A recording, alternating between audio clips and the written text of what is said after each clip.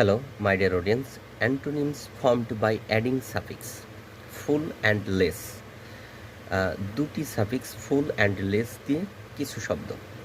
Careful, careless, যত্নবান, যত্নহীন। Colourful মানে রঙিন, কালারলেস মানে রঙহীন।